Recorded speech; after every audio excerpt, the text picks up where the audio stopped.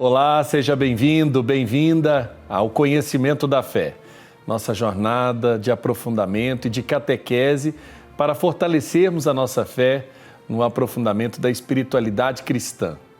Muito obrigado pela sua audiência em mais uma edição do nosso programa. Uma alegria poder entrar na sua casa, no seu trabalho, onde quer que você esteja acompanhando a programação da TV Pai Eterno. Nesse momento, convido você à oração, pedir a luz e a força do Espírito Santo para juntos darmos início a mais uma edição do nosso programa. Pai nosso que estais nos céus, santificado seja o vosso nome. Venha a nós o vosso reino, seja feita a vossa vontade, assim na terra como no céu. O pão nosso de cada dia nos dai hoje. Perdoai-nos as nossas ofensas, assim como nós perdoamos a quem nos tem ofendido. E não nos deixeis cair em tentação, mas livrai-nos do mal. Amém. Pedindo a intercessão de nossa Mãe, Nossa Senhora. Ave Maria, cheia de graça, o Senhor é convosco. Bendita sois vós entre as mulheres, e bendito é o fruto do vosso ventre, Jesus. Santa Maria, Mãe de Deus, rogai por nós, pecadores, agora e na hora de nossa morte. Amém.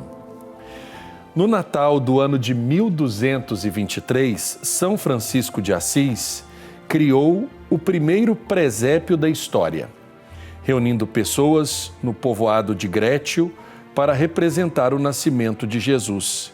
E para falar dos 800 anos do presépio de São Francisco de Assis, eu converso com o frade Frei Paulo Sérgio, vigário na paróquia São Francisco de Assis, de Goiânia. Frei Paulo Sérgio, seja bem-vindo, muito obrigado pela sua participação.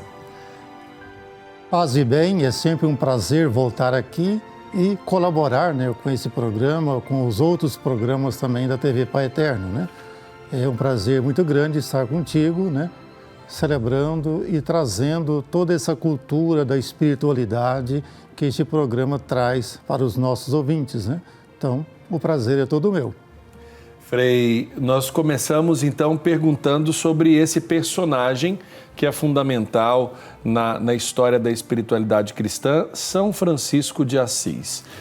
Eu começo perguntando para o senhor, quem foi São Francisco e qual é o contexto de sua conversão, por assim dizer? São Francisco é um homem da Idade Média. Ele nasceu no ano de 1191. Então, ele é fruto do período histórico que ele nasceu, assim como todos nós. Então, São Francisco, como jovem daquele lugar do mundo, de Assis, na Itália, ele era filho de um homem que era comerciante e que havia enriquecido, com os trabalhos que ele tinha. Ele tinha uma loja que vendia tecidos e especiarias. Então, o pai de São Francisco, Pietro de Bernardone, era um rico comerciante de Assis. E Francisco, o único filho dele e da sua esposa, ele viveu a juventude de uma maneira alegre, com seus colegas, com seus amigos. Ele gostava de participar das noites de Assis, ele era um cavaleiro medieval, ele também fazia serestas, nas noites de Assis. Era um jovem feliz para a época, e participava de toda a vida social da sua juventude na pequena cidade de Assis. Um jovem do seu tempo, que fez toda essa experiência de viver a sua juventude, até que chega um momento que o Senhor começa a tocar no seu coração. E Francisco, então, começa a procurar lugares mais ermos para escutar a vontade de Deus. Ele começa a frequentar uma pequena igreja que estava desmanchando com o tempo, Ele gostava de frequentar aquela ruína e ali, segundo a história, a imagem do crucificado que estava na parede da igreja teria falado com ele, propondo a ele, então, deixar de seguir os senhores do mundo para seguir o verdadeiro Deus, o Senhor de todos nós. E Francisco, então, começa uma vida de atenção à palavra de Deus, de escuta do Evangelho, até que chega o momento que ele rompe com o seu pai e começa, então, a viver uma vida de seguimento ao nosso Senhor Jesus Cristo, caminhando pela região, pregando o Evangelho de uma maneira bem livre, né? De uma maneira totalmente diferente daquilo que se conhecia no seu tempo. Frei, quando nós falamos de São Francisco, eu queria que o senhor pudesse descrever o ambiente onde ele conviveu, por assim dizer, do ponto de vista da igreja, porque sabemos que ele buscou a sua conversão depois de um contato íntimo com a própria espiritualidade, a palavra de Deus. Mas qual que era a igreja do tempo de São Francisco? O senhor falou do medievo, mas o senhor podia trazer alguns elementos para que a gente pudesse entender como era a igreja da época de São Francisco? Bom, a igreja da época de São Francisco, nós estamos falando da plenitude da Idade Média, era uma igreja muito distante do povo simples, né? Era uma igreja fundamentada naqueles valores que ela foi construindo com os senhores feudais. Era uma igreja muito mais ligada com os soberanos do mundo, com os ricos do mundo, com os reis do mundo. E a igreja, então, era meio que distante dos pobres, né? Os pobres nem podiam participar dos sacramentos, uma vez que eles não tinham acesso a todas as exigências daquele tempo, né? Então, uma igreja muito elitizada, uma igreja muito voltada para os senhores feudais, para os reis, né? Uma igreja realmente desconectada, né? Com a vida do povo mais simples, né? Com aqueles que eram os escravos, aqueles que eram os vassalos, aqueles que eram os pobres, aqueles que não tinham acesso aos bens do mundo naquele tempo, né? Então, uma igreja que bem diferente da de hoje, uma igreja, então, de poucos, uma igreja onde você precisava de, muitas vezes, comprar coisas, pagar, né, por coisas para você obter os sacramentos, né? Então, é uma igreja que precisava de muita mudança. E tanto Francisco quanto São Domingos são dois santos que emergiram nesse tempo justamente para modificar o jeito da igreja de ser. Tanto São Domingos como São Francisco, eles começam então a levar o Evangelho para as pessoas. Eles saem das igrejas e vão então na direção do mundo, né? Onde as pessoas estavam, nas praças, nos caminhos, nas aldeias, né? São Francisco e São Domingos, eles mudam de uma maneira radical a maneira de evangelizar daquele tempo. Então, tanto os franciscanos como os dominicanos, eles são conhecidos como a Ordem dos Mendicantes, ou seja, a ordem dos padres e dos irmãos que saíam vivendo de esmola, viviam daquilo que o povo contribuía para que eles pudessem viver, né? Então, eles modificam radicalmente a maneira de evangelizar. Como o Papa Francisco hoje fala, né, da igreja em saída, então Francisco e Domingos de Gusmão fizeram esse mesmo movimento. O evangelho sai das igrejas físicas, das catedrais, e vai ser anunciado para as pessoas onde elas estavam, né? Então, esse movimento de igreja em saída, que o Papa Francisco tanto fala hoje, eles estão ali no começo com São Francisco e também com São Domingo de Gusmão, que é o fundador da Ordem dos Pregadores ou os dominicanos, né? Certo. Frei Paulo Sérgio, eu vou aproveitar a oportunidade, o senhor é um frade menor. A Ordem dos Frades Menores, ela traz essa história do início dessa experiência bonita de São Francisco. Eu gostaria de saber, e assim, numa partilha, quem são os primeiros companheiros de São Francisco nessa experiência, quando ele procura viver de modo mais radical os fundamentos do Evangelho, né? Eu me lembro que, assistindo até alguns filmes sobre a história de São Francisco, mostra que ele sempre apresenta o Evangelho como sendo a sua regra de vida. E ele procura viver essa radicalidade do Evangelho a partir de sua conversão. Queria que o senhor falasse um pouco esse grupo que ele consegue sensibilizar para viver com ele a sua conversão. Na verdade, Francisco, ele nunca passou pela cabeça dele que ele fundaria nenhuma congregação, nem ordem, né? Então, ele simplesmente quis viver o Evangelho de uma maneira pessoal, íntima, a partir da própria conversão dele. Mas ele tinha amigos, né, que ele frequentava ali na cidade de Assis. E esses amigos, colegas de noite de Francisco, né, vendo o seu movimento, vendo o seu afastamento e notando que ele estava vivendo de uma maneira diferente, alguns amigos e colegas de Francisco ali, daquele ciclo de relação, né, começam então a querer viver como São Francisco vivia. Então, ele até coloca na regra, né, e depois que o Senhor me deu irmãos, né, então aí tudo começou como um movimento de vida. Mas em si, São Francisco nunca teve essa intenção de fundar congregação nem ordem religiosa. Mas aqueles amigos, aqueles colegas ali da noite de Assis começaram a querer viver como São Francisco. Então, São Francisco foi acolhendo, né? Frei Leão, Frei Mateus, Frei Silvestre, né? Que eram pessoas que estavam ligadas à vida dele, né? Então, e esse grupo passou a viver uma vida comum? Sim, aí tudo foi acontecendo à medida que ia desenvolvendo e aumentando a quantidade de irmãos, né? Certo. Então, eles começaram a viver ali no lugar onde tudo começou, né, que a gente chama de Santa Maria dos Anjos, Nossa Senhora da Porciúncula, Santa Maria da Porciúncula, aquele espaço onde a ordem começou, né? Então, eles começam vivendo ali de uma maneira bem simples, talvez em ranchos ou em construções muito simples, né? Onde eles tinham um ponto de origem para que eles pudessem sair, né? Então, quando o número dos irmãos chega a 12, então Francisco realiza aquele mesmo movimento de Jesus do Evangelho. Então, ele reúne os 12 e envia de 2 a 2 pelos caminhos de Assis da região. Então, ele mais um e mais 5 grupos saem, né, levando a missão, inspirado no próprio Jesus Cristo, né? Então, tudo começa, então, de uma maneira muito simples, até que chega o número de 12, né? Aí tem a simbologia dos apóstolos, né? Certo. E São Francisco envia, então, os irmãos pelos caminhos.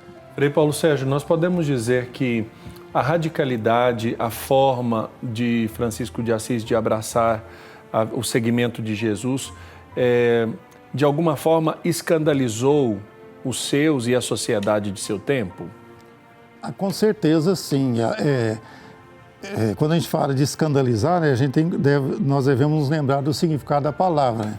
Escândalo significa pedra de tropeço, né? Ou seja, a maneira de ser, de viver de São Francisco, ela criou um impacto diretamente na igreja, primeiramente. E depois com a própria sociedade de Assis e, consequentemente, com toda aquela região na qual Francisco e os seus irmãos começam a agir, né, no sentido de evangelização. Então, como eu falei no começo, até naquele tempo, para as pessoas poderem ouvir o Evangelho, elas tinham que ir para a igreja. Só existiam livros, bíblias e livros litúrgicos nas igrejas. Não é como hoje, que cada um tem a Bíblia em casa. Então, você tinha que ir até na igreja para escutar o Evangelho. Então, São Francisco inverte essa situação. Ele pega o Evangelho, ele tinha uma facilidade de escutar e de decorar, então ele pega e começa então a levar, a evangelizar as pessoas onde elas estavam. Ele que saía ao encontro delas. Então essa postura de Francisco e também de São Domingos, né, ela vai criar uma modificação muito grande, até porque nesse mesmo período nós temos historicamente muitos grupos radicais, né, que acabaram saindo da igreja por questionar ou por criticar a maneira rica da igreja de viver. Então muitos grupos enfrentaram a igreja e acabaram sendo excomungados ou criaram cisões, né? Francisco e Domingos, eles ficam justamente para mostrar que tem outro jeito de viver. Eles ficam obedientes ao Papa, obedientes à igreja, mas fazem diferente, justamente para mostrar o outro jeito. Lá na frente da igreja de São João do Latrão, em Roma, tem um monumento muito bonito de São Francisco que chega de braços abertos diante da igreja. Essa peregrinação, essa ida de São Francisco até o Papa, aconteceu como fato histórico? Sim, aconteceu sim, e não foi só uma vez, né? A primeira ida de Francisco ao Papa foi no ano de 1209, quando ele então vai apresentar uma forma de vida muito rudimentar, ainda oral, né? E pedindo aprovação ao Papa para ele e os seus irmãos viverem aquela forma originária de vida, né? Então, em 1209 foi a primeira vez que ele foi, depois ele volta apresentando uma regra de vida que não foi aprovada, que a gente chama de regra não bulada, não recebeu a bula do Papa, porque a Igreja entendeu, o Vaticano entendeu que era uma regra longa e uma regra muito repetitiva de frases do próprio Evangelho. Porque São Francisco sempre dizia que a regra e a vida dos frades menores é viver o Evangelho de Jesus Cristo, em pobreza, obediência e em castidade. Então, a forma de vida de São Francisco era o próprio Evangelho. Então, a regra tinha 24 capítulos, então depois ele voltou com os secretários, né? Ele voltou e fez uma regra agora com 12 capítulos, simbolicamente, né? Um pouco mais enxuta, e ela então foi finalmente aprovada em 1223. É muito interessante chamar a atenção para isso, porque são momentos fundamentais até para a gente entender as iniciativas que Francisco toma ao longo de sua vida e as experiências espirituais que ele faz, ao ponto de motivar outras pessoas a fazerem também o mesmo caminho que ele fez de conversão, né, Frei? É justamente em 1223, quando ele foi ao Papa para a aprovação da regra, então na volta de Roma, ele então passa por Grécio e constrói o primeiro presépio.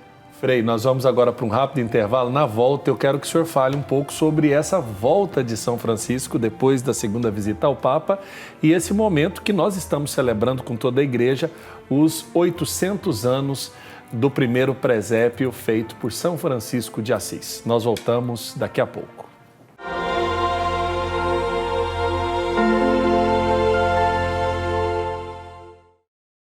Estamos de volta com o Conhecimento da Fé, hoje falando sobre a celebração dos 800 anos do primeiro presépio feito por São Francisco de Assis na cidade de Grécio. Estamos recebendo o Frei Paulo Sérgio, ele que é vigário na paróquia de São Francisco de Assis aqui em Goiânia e frade da Ordem dos Frades Menores aqui da província, aqui é a província do Santíssimo Nome de Jesus no Brasil. Isso.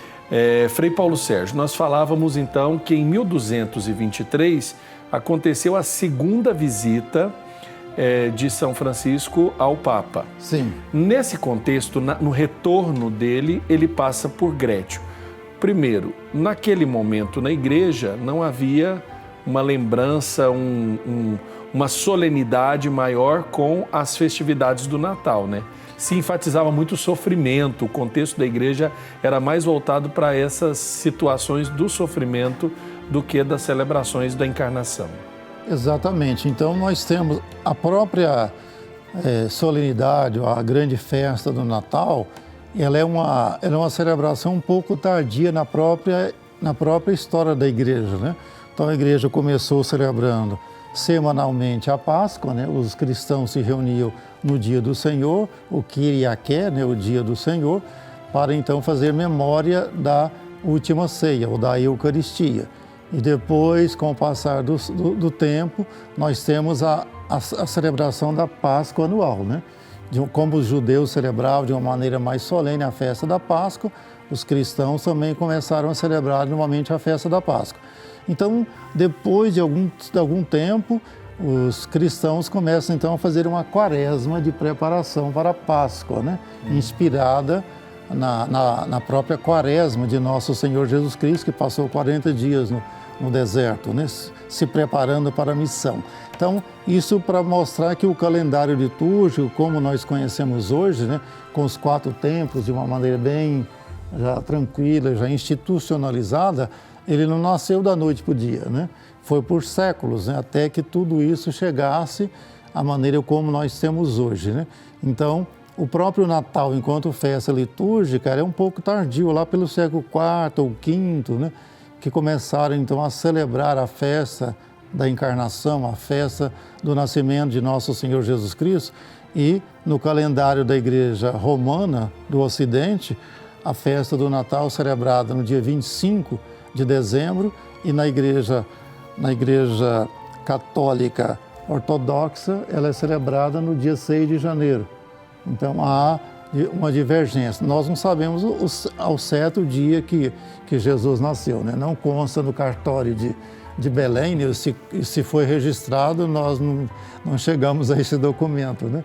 Então, na Igreja Romana do Ocidente, o Natal é dia 25, porque os romanos celebravam no dia 25 a festa do Deus Sol, né? Como um dia muito alegre para os romanos, né? Então, os cristãos pegaram essa festa e trouxeram para essa mesma festa o Natal de nosso Senhor Jesus Cristo. O Deus Sol, que era celebrado na cultura romana, na cultura pagã, né? Então agora é celebrado o grande Sol, né? Que é o próprio Cristo, né? Então há uma simbologia, um casamento, né? de celebrações, que era uma celebração do Império Romano, dos deuses romanos, né? E agora então o cristianismo então traz para essa mesma festa a festa do nascimento do grande Sol, né? Nosso Senhor Jesus Cristo. Então não é que Jesus nasceu no dia 25, é simbolicamente falando, né? Claro. Frei, o senhor tem 25 anos, esse ano completa 25 anos de padre, mas já de frade tem mais tempo de caminhada, né? O senhor conhece a cidade de Grétio? Fala um pouco para a gente que lugar é esse, onde São Francisco escolhe para fazer esse teatro, né, esse presépio. Eu vou ficar devendo para você, porque eu não conheço. Você não conhece Grétio? Não, nem Assis. Não? Não, eu sou um frade meio de Araque, né? Não, você ainda não conhece, mas com certeza, muito em breve, deverá conhecer. Mas o senhor, com certeza, teve descrições dessa cidade, sim, né? Sim, sim. Tanto Assis, como Perude, como Grétio, eram cidades muito pequenas, né? Vilas cercadas de muros, né? Consta que Assis é a cidade medieval mais bem cuidada, mais bem protegida da história, né? Apesar do terremoto que teve lá, mas eles conseguiram restaurar muitas coisas. Mas assim, pela época, eram cidades muito escuras, né? Era uma cidade, não tinha energia elétrica como hoje, né? Então eram cidades que, no inverno, eram cidades que as pessoas experimentavam a quantidade de luz muito pouca durante o dia, né? Então, eram cidades sombrias, né? Cidades, na nossa visão moderna, eram cidades tristes, causavam até depressão para nós hoje, né? Eram cidades, assim, pequenas, aquela coisa, assim, de pedra, aquela coisa muito úmida, né? Muito fria, né? Então, eu acho que tudo isso inspirou essa noite um pouco mais aquecida, né? Que São Francisco proporcionou, né? Quando fala, por exemplo, que ele estava vindo, né, de Roma, passa por Grétio, qual é a forma do primeiro biógrafo? E aí eu queria que o senhor falasse um pouco desse personagem, né? É Tomás de Celano? Tomás de Celano. Eu queria que o senhor falasse um pouco quem foi Tomás de Celano, para a gente entender como ele relata os primeiros registros, por assim dizer, da história de Francisco. Nós temos alguns relatores e algumas pessoas que escreveram as biografias, né? Os mais conhecidos é o próprio Tomás de Celano e depois São Boaventura, né? Que mais adiante escreveu a Legenda Maior e a Legenda Menor. Então, Tomás de Celano, ele escreveu 2 vidas, né? Onde ele vai, então, descrevendo relatos, né? Como ele viveu muito próximo da época de São Francisco, então ele teve acesso, né, a histórias muito próximas, relatos do próprio Francisco de Assis, né? Então ele está muito próximo à origem de tudo, né? Então, Tomás de Celano também era um frade da ordem, seguidor de São Francisco, e logo no começo, né, ele também começa o seguimento de São Francisco e ele então escreve essas 2 biografias, esses 2 relatos que ele chama de primeira vida e segunda vida. Então, aqui eles constroem todas essas histórias, né? Então, assim, o que é extremamente verdade científica, nós não sabemos ao certo. Mas como eles estão muito próximos das origens, eles conviveram com os primeiros companheiros ali, a primeira geração e a segunda geração, né? Então, muito provavelmente, aquilo que eles puderam captar, né, esteja bem próximo daquilo que foi a verdade da origem de tudo, né? Então, o Tomás de Celano, ele está nessa esteira, né, de biógrafos que estão muito próximos, né, a São Francisco de Assis. Então, os relatos que eles nos trazem, eles são tidos como verdadeiros históricos, né, para nós franciscanos, e também são fonte de pesquisas, né, que nós temos, que as pessoas continuam realizando, né, para buscar elementos para a construção ou para a reconstrução da própria história franciscana, né?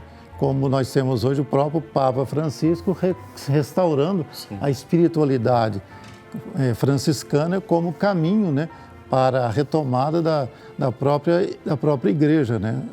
São Francisco, o Papa Francisco, inclusive, escolheu o nome de Francisco, né?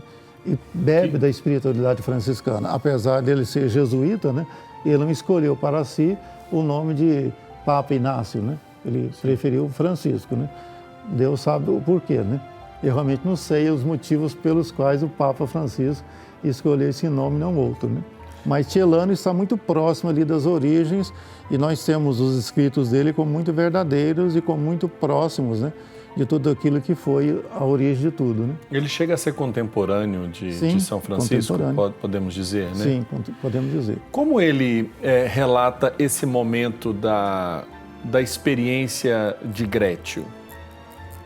Ele descreve aqui na própria legenda, né, como é que foi. Pode ler para a gente, Frei. Esse presépio, é lógico, o texto é longo, vou pegar apenas alguma parte, né? Aqui no parágrafo 85 da primeira vida de Tomás de Celano, ele fala assim: e aproximou-se o dia da alegria, chegou o tempo da exultação. Os irmãos foram chamados de muitos lugares, homens e mulheres daquela terra, com ânimos exultantes, prepararam, segundo suas possibilidades, velas e tochas para iluminar a noite, que o astro cintilante iluminou todos os dias e os anos.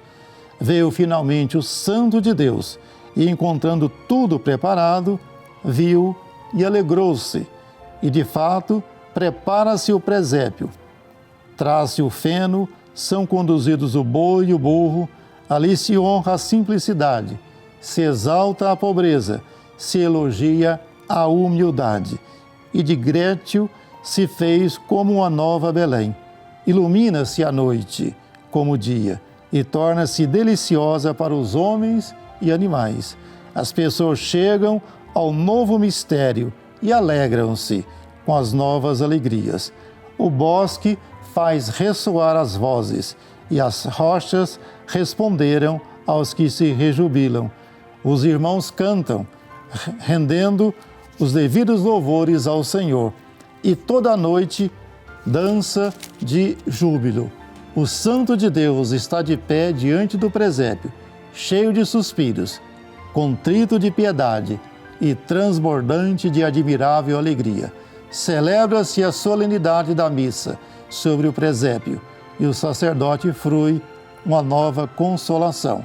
São Francisco, ele foi considerado diácono e Tomás de Celano narra aqui logo em seguida que ele vestiu a dalmática e cantou o evangelho nessa missa do presépio de Grétio, né? Então, interessante, assim, a forma, eu acho que o presépio é uma forma profundamente pedagógica, do ponto de vista da explicação da encarnação e do contexto da mensagem dessa encarnação de um Deus que se fez pequeno por nós, nos ensinando a amar os mais frágeis, os pobres e a própria pobreza, não como uma maldição, mas como uma bênção da liberdade do coração de Deus que vem ao nosso encontro. Nós podemos dizer que São Francisco tem essa visão porque ele também se identifica, ele que se fez pobre, né, na sua experiência evangélica, com a pobreza do presépio? São Francisco, ele sempre ensinou e deixou muito claro, até pela sua própria vivência, o valor que ele dava à pobreza enquanto inspiração divina, né? E isso ele deixa muito claro nos seus escritos, e ele recomenda de uma maneira muito enfática que os irmãos, né, que viessem a seguir no futuro, né, que eles nunca se esquecessem desse aspecto. A pobreza que São Francisco fala essa pobreza espiritual ligada à própria origem de tudo, que é o nascimento de nosso Senhor Jesus Cristo. Então ele fala que o Senhor do céu e da terra se fez pobre, assumiu a nossa condição humana e nasceu num lugar simples, pobre, né? Deitado no feno, entre animais. Porque quando Maria e Jesus foram para Belém, para o recenseamento, como a cidade era pequena e estava muito cheia de pessoas, né? Eles não encontraram lugar nas pousadas daquele lugar, então restou a Maria e José procurar um lugar para que ela pudesse dar à luz, né? E esse lugar foi um estábulo, né? Então a gente acha que presépio é uma coisa assim chique, não. Presépio é um estábulo, é um lugar onde os animais passam a noite e se alimentam, né? Então a pobreza está ligada à própria pobreza do Filho de Deus, que desceu da sua condição de filho do rei, né? Filho do Criador, assume a nossa condição humana, e a pobreza de Maria também, na simplicidade do próprio Natal. Então, a espiritualidade de São Francisco, para mim, ela realça muito o grande valor da encarnação. O cristianismo, das grandes religiões que nós temos no mundo, sem querer fazer nenhuma crítica ou diminuição de nenhuma delas, né? Cada grande religião tem o seu potencial e o seu valor histórico, né? Mas não tem nenhuma religião que tenha a experiência de um Deus que se encarna. Então, a encarnação, para mim, é o grande diferencial do cristianismo.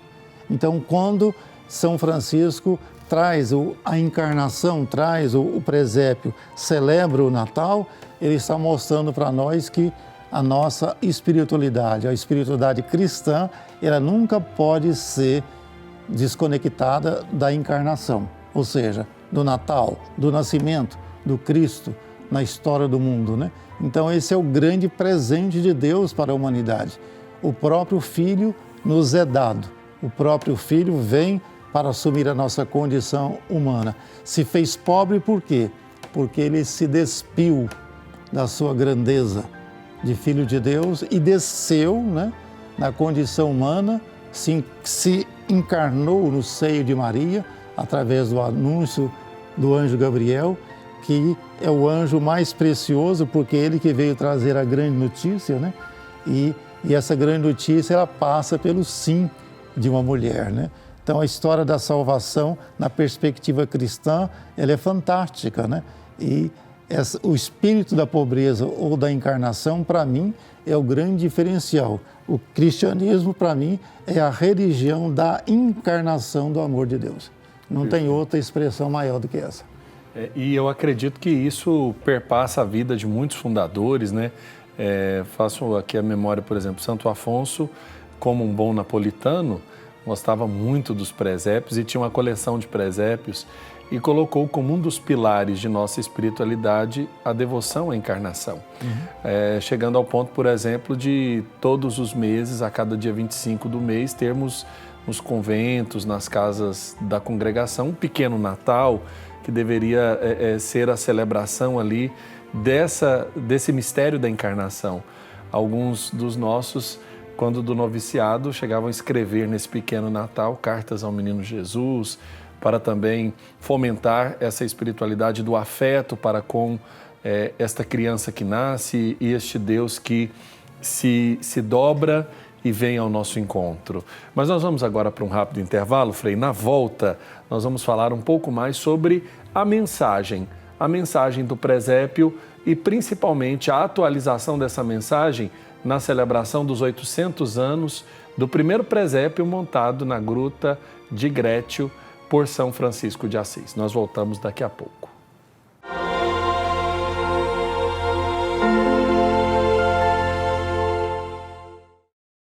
Estamos de volta com o Conhecimento da Fé de hoje, especial falando sobre esta celebração do ano de 2023, que celebra os 800 anos da primeira experiência do presépio com São Francisco de Assis. Foi dele essa ideia de colocar os elementos dispostos para serem visualizados pela população de Grétio numa noite que foi considerada uma noite feliz, uma noite mais quente, aquecida da espiritualidade e da fé desse povo.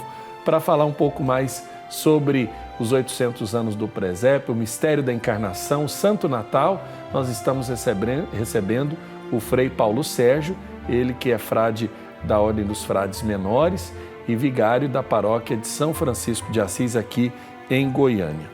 Frei Paulo Sérgio, quando o Tomás de Celano ele vai contando esses detalhes, né? Ele vai sempre relacionando com a experiência da pobreza e eu queria que o senhor pudesse falar um pouco sobre esse sentimento. A pobreza para São Francisco não era uma maldição. Como é entendida a pobreza dentro da ordem franciscana, Frei? Então, ainda hoje, né, essa questão, quando nós falamos de pobreza, é algo que impacta, né? Porque quando as pessoas olham para a nossa maneira de viver, elas não nos veem como pobres e, na verdade, nós não o somos, né? Nós não somos pobres no sentido material. A ordem tem os seus conventos, tem escolas, hospitais e um monte de coisa que ela foi assumindo ao longo desses 800 anos de participação na própria vida da igreja, né? Então, a maneira como a ordem, como os frades vivem o espírito da pobreza, não no sentido de não ter, mas a maneira como nós devemos usufruir daquilo que o Senhor nos concede ou dos bens que o Senhor nos concede. Então, tem muitas coisas que as pessoas não sabem, né? Mas que o frade, enquanto participante da congregação, tem um monte de coisa que ele não pode ter.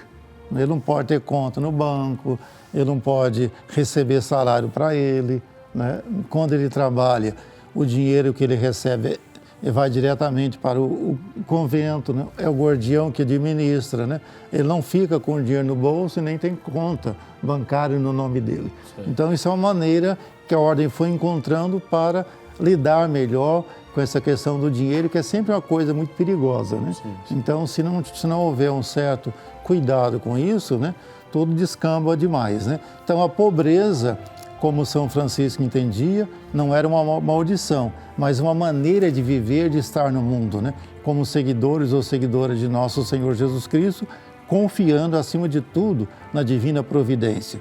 É Deus que cuida das aves do céu e vai cuidar muito mais de nós se nós realmente confiarmos na sua mão, se nós realmente confiarmos no seu chamado, né? Por isso Jesus chama bem-aventurados os pobres em espírito, porque deles é o reino dos céus. Pobres em espírito são aqueles que, tendo ou não bens, não confiam nos bens, confiam no Senhor. Então essa é a maneira que nós vamos interpretando o espírito, né, de viver em pobreza, em castidade e em obediência, onde nós estamos inseridos na sociedade, nos lugares onde nós trabalhamos, né? Então, a gente tem que ter esse cuidado muito grande para a gente não incorrer numa vida dúbia, né? Então, essa é a questão que está sempre apertando, né, o símbolo, né, em nós, né? Olha, que interessante, Frei. É sempre muito bom ouvi-lo. E falando de Tomás de Celano, ele vai descrevendo, o senhor no segundo bloco fez uma pequena narrativa. Eu queria que o senhor continuasse o texto para que a gente pudesse comentar um pouco mais dessa experiência que ele relata do presépio de Grétio. Então, mais um pedacinho do texto, isso está nesse livro que eu estou com ele aqui, que é Fontes Franciscanas, né? Acho que dá para ler, porque a letra é grande, né? Fontes Franciscanas, onde nós temos então os relatos das biografias de São Francisco. Então aqui, continuando, Tomás de Celano, ele fala: o santo de Deus, referindo-se a São Francisco, né, veste-se com os ornamentos de levita, porque era levita, e com voz sonora canta o evangelho. E a voz dele, de fato, era uma voz forte, voz doce, voz clara e voz sonora, a convidar todos aos mais altos prêmios. Prega em seguida ao povo presente e profere coisas melífluas sobre o nascimento do rei pobre e sobre Belém, a pequena cidade. Muitas vezes, quando queria nomear o Cristo Jesus, abrasado em excessivo amor, chamava-o de menino de Belém, e dizendo Belém, à maneira de ovelha que bale, enchia sua boca com voz, mas ainda com doce afeição. Também em seus lábios, quando pronunciava o menino de Belém, ou Jesus, com que o sorvia com a língua, saboreando com feliz paladar e engolindo a doçura dessa palavra. Então, que consta também que o feno que foi utilizado naquela noite, lembrando que o presépio foi um presépio vivo, né? Não então, foi de poderíamos imagens. dizer que é como um teatro? Sim, inclusive o casal, né, que foi Maria e José, sim, que tinha uma criança recém-nascida.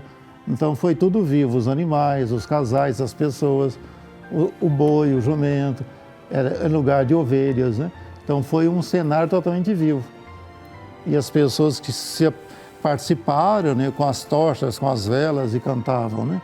Então, assim, não foi um presépio de imagens, né, mas um presépio montado com tudo aquilo que possuía ali, né? Vivo, boi, ovelha, de verdade, né? Sim. Feno, né? Eles montaram como fosse um teatro mesmo, né? Um teatro sagrado, né? Trazendo as personagens. E conta a história que o feno, né, que foi utilizado naquela noite, as pessoas levaram para as casas, né, e davam para os animais comerem, né, e os animais doentes ficaram curados. Foi uma grande experiência de espiritualidade que todos eles perceberam a partir, né, daquela celebração que foi encantadora e marcante, né, na história da salvação e na história do próprio cristianismo e também da igreja, né? Frei, como o franciscanismo olha para o presépio? Porque depois dessa iniciativa de São Francisco, nós temos muitas exposições de presépios nos conventos franciscanos, a iniciativa sempre dos frades apresentar a forma como as culturas assimilaram o Sagrado Nascimento e, de alguma forma, reverberam a experiência de 800 anos de São Francisco. Como o franciscanismo encara ou abraça o presépio? Então, assim, em grandes conventos, como, por exemplo, em São Paulo, no convento de São Francisco, nós temos uma exposição anual de presépios, né? E lá tem presépio de todas as partes do mundo. Então, é muito interessante ver, né? Nas culturas africanas, né? Os personagens todos são negros, né? O menino Jesus é preto, né? Então, tudo com o rosto também daquela cultura, né? Com as vestes daquela cultura, né? Presépio japonês, presépio chinês, presépio indiano, né? Da América do Sul, com as semelhanças aos povos originários, que a gente chama de indígenas, né? Então, assim, essa cultura espiritual e religiosa, ela se espalhou, né? E muitas vezes até pessoas que nem são católicas, não tem nenhuma frequência, né? Mas elas gostam de colocar presépio em casa, né? Então, até pessoas que nem se dizem católicas, elas gostam, porque isso traz alegria, isso ajuda as pessoas a celebrar o Natal de Nosso Senhor Jesus Cristo de uma maneira mais próxima daquilo que é o real, né? Ajuda a desconstruir um pouco essa ideia de Natal que foi construída principalmente pelo consumismo, né? De que é Papai Noel, é presente, é luz, é pisca-pisca, né? Natal não é isso, né? Natal é o nascimento de Nosso Senhor Jesus Cristo. Então, se essas coisas que foram associadas ajudarem, bem, se atrapalharem, é melhor a gente então tentar voltar, né, para as origens, né? E o presépio que São Francisco montou e que se tornou tradição no mundo inteiro, talvez seja uma forma muito interessante, né, das pessoas então retomar o espírito original, né? O próprio Papa Francisco, ele, numa carta que ele escreveu, ele inclusive incentiva as pessoas a construir os presépios, a pedir que as crianças ajudem a montar os presépios, né? Existe uma tradição também de presépio lá na Praça de São Pedro, né? Sim, sim. Que aquele presépio, ele sempre busca retratar elementos artísticos, né? Porque o presépio também é uma área de arte, de colocar elementos artísticos também, sim, né? Sim. E cada expressão de cultura ou cada época histórica que vão exigindo outras maneiras, né? O presépio também vai se adaptando a isso, né? Vai se configurando às necessidades que a própria espiritualidade vai nos trazendo para esse tempo que a gente chama de pós-modernidade, né? Então, nós estamos nesse tempo que a gente chama de pós-modernidade ou hipermodernidade, tem muitos nomes, né? Mas onde nós percebemos as pessoas, o homem enquanto pessoa humana, né? Meio que perdido, né? Nessa desconstrução das religiões, na desconstrução de valores e as pessoas buscando alguma outra coisa que possa, então, dar um pouco de equilíbrio, né? E a espiritualidade surge como a grande luz para ajudar a humanidade nesse momento de transição, né? Onde muitas vezes as pessoas se perdem porque não tem mais aquela proteção, né? Que as religiões sempre deram, né? Então, a espiritualidade hoje, ela é fundamental para muitos resgates, para muitas pessoas terem um princípio de luz, de Deus, de fé na vida delas, né? E a espiritualidade cristã e franciscana que brota da encarnação, eu entendo que seja uma espiritualidade muito atual, principalmente nesse tempo de conflito, de morte, de guerras, né? Onde nós estamos vivenciando, né? Então, as crianças são as maiores vítimas, né? E a criança divina, que é o Cristo, quando ela encontra espaço para nascer no presépio mais interessante, que é o presépio do coração, então aí, se nós dermos este espaço para a criança divina nascer no presépio da nossa alma e do nosso coração, eu entendo que a humanidade vai encontrar outra vez o rumo, vai encontrar outra vez esse caminho da luz, esse caminho da bem-aventurança, que nesse passo histórico de modernidade para pós-modernidade, nós percebemos que se quebrou muitos paradigmas e as pessoas não conseguiram substituir isso por alguma coisa que realmente dê sentido e significado para a própria vida. Frei, quando nós olhamos para a experiência de São Francisco, atualiza aquilo que o relato bíblico fala que acontece em Belém. Belém, todo o contexto da casa do pão, né? E o lugar onde Jesus é colocado, a manjedoura, né, no estábulo, é o lugar do alimento dos animais. Sim. Eu queria que o senhor falasse um pouco disso, uma vez que os frades também estão presentes na Terra Santa. Acredito que esse tempo é um tempo também de muita festa para a ordem que está ali presente nesses lugares importantes para o cristianismo. Tradicionalmente, a ordem franciscana, ela está presente na região da Terra Santa já por muitos séculos, né? Pouco tempo depois de São Francisco, né, nós temos então a igreja já começa a enviar os frades para a Terra Santa, né?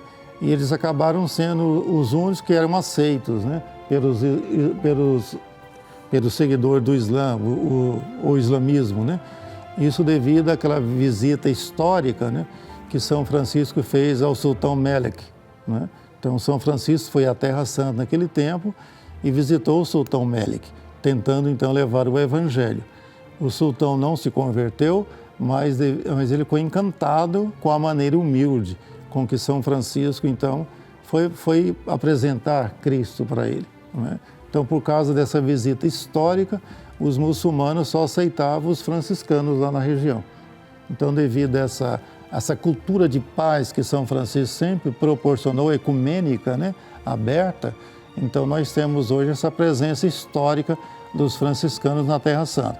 Como este ano nós estamos nesse tempo de conflito, né, eu não saberia bem como é que seria o Natal em Belém, né, mas com certeza eles vão dar um jeito de não deixar isso passar em branco, em brancas nuvens, né? Vão celebrar com certeza, sim, com certeza. Até porque Belém pertence à Palestina, né? Sim. E não a Israel. Apesar que está muito próximo, praticamente colado, né? Está ali na Cisjordânia, né? Cisjordânia. Então, Belém fica na Palestina, pertence à região dos palestinos. Perfeito. Frei Paulo Sérgio, frade da Ordem dos Frades Menores, vigário da Paróquia São Francisco de Assis aqui em Goiânia. Muito obrigado pela sua participação aqui no Conhecimento da Fé. Nós, com certeza, tivemos essa partilha do seu coração, dos lábios de um filho de São Francisco. Sempre muito bom ouvi-lo, viu, Frei? Muito obrigado pelo convite, é um prazer estar aqui com vocês, né? Espero que a gente possa ter contribuído com alguma coisa que possa trazer um pouco de luz, de esperança, né? De consolo, né? Para nós nesse tempo tão difícil, né? Um tempo tão custoso, né? Da história da humanidade, né? Nós cristãos, católicos, nós não podemos perder a esperança. O Natal é a festa que restaura a esperança em nós. Sem esperança, a vida perde um pouco do brilho, do sentido, né? Então, talvez, celebrando esse Natal de uma maneira mais voltada para a espiritualidade, trazendo realmente a criança divina para dentro de nós, para nossas famílias, simbolizando tudo isso pela montagem dos presépios, nós possamos, quem sabe, reencontrar o caminho da paz, o caminho ou uma maneira de viver no mundo onde nós possamos, então, pelo respeito, pela maneira ecumênica de viver, nós possamos, então, atingir e tocar os corações das pessoas, né, para que nós possamos realmente viver numa cultura de paz. Frei Paulo Sérgio, vou aproveitar que o Frei está com a gente e pedir a bênção, né, e de modo especial a bênção de São Francisco, né, para todos nós. Essa bênção que ficou famosa como bênção de São Francisco, na verdade, é a bênção que está no livro de Números, né, que era dada aos filhos de Israel no começo do Ano Novo, né? Então, e São Francisco trouxe essa bênção para ele e essa bênção ficou até conhecida como bênção de São Francisco. O Senhor esteja convosco. Ele está no meio de nós. O Senhor vos abençoe e vos guarde. Amém. O Senhor faça brilhar sobre vós a sua face e tenha misericórdia de vós. Amém. O Senhor volva para vós o seu olhar e vos dê a paz. Amém. Pela intercessão de São Francisco, abençoe-vos o Deus Todo-Poderoso, Pai, Filho e Espírito Santo. Amém. Amém. Muito obrigado, Frei Paulo Sérgio. Obrigado também a você que acompanhou mais essa edição do Conhecimento da Fé. Que você possa preparar bem esse ambiente do presépio aí na sua casa, fazendo memória da encarnação do amor de Deus e, é claro, contemplar este alimento da paz que é o Divino Menino Jesus que vem ao nosso encontro neste Santo Natal. Nós vamos agradecendo, chegando ao final do nosso programa, convidando você para na próxima semana acompanhar mais um Conhecimento da Fé. Forte abraço e até mais.